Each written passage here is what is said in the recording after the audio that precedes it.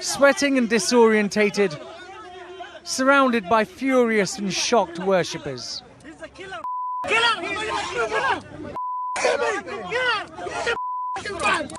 Handed over to police officers who at times struggle to keep their suspect from the crowd.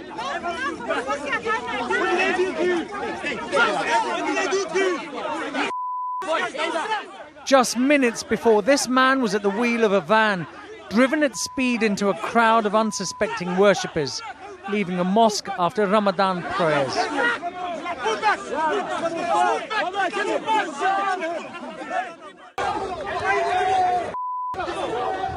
The driver was seized by onlookers, demanding to know why he had brought terror to North London.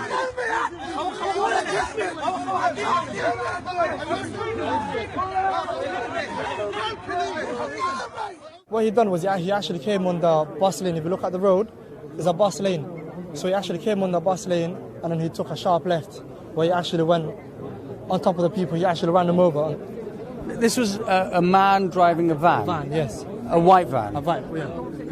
And from what you saw, he veered off the bus lane. On the bus, he was on the bus targeting lane. People who were leaving the mosque? Yes, he was leaving the mosque. But what it was about 2 minutes away from the mosque. If you look at it, it's next to a cafe. He turned left. And then all I can just see is people getting hit. Specialist medical trauma teams arrived to a scene of devastation. A number of people lay injured where they had been mown down. There were several casualties, and witnesses said some had sustained serious injuries. I was looking around in the corner up there, seeing the man, they holding him, and people keep coming with him, going inside, out. And a man underneath the fan, as soon as before I ran, he's bleeding up there. And I think this man chose in this area because there's a lot of Muslims in the area and they do midnight prayer. The attacker's identity has not been made public. We only know his age. He's 48 years old. There were reports this morning that up to 3 men had taken part in this attack, but police say they only have the one suspect and they don't think anyone else was involved in the attack itself. And the only reason they're able to speak to this suspect is because of an extraordinary intervention. It was the imam of the mosque who protected the attacker from angry worshippers until police arrived. The imam had actually said to people, stop hitting him, and said, look, just hold him down, and called the police, and that's what was basically done. This is being treated as a terrorist attack, and the Counter-Terrorism Command is investigating. This was an attack on London and all Londoners, and we should all stand together against extremists, whatever their cause. Community leaders have urged people to stay calm.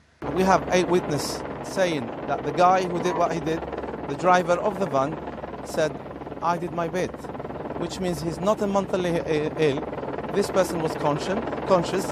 He did what he did deliberately to hit and kill as many Muslims as possible. The government has been heavily criticised for lacking empathy after the Grenfell fire tragedy. This response couldn't be more different.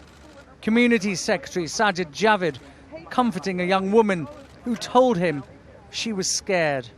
Not just as a Muslim community, but as a community, we fear for our lives. I fear for my son as a mother to even send him to school. This is what it's come to. I don't feel that there's any kind of compassion coming our way, maybe on a screen.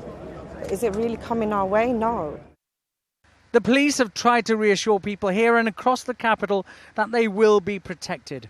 But as this, the Borough Market and Westminster attacks have shown, that is a promise that is almost impossible to keep.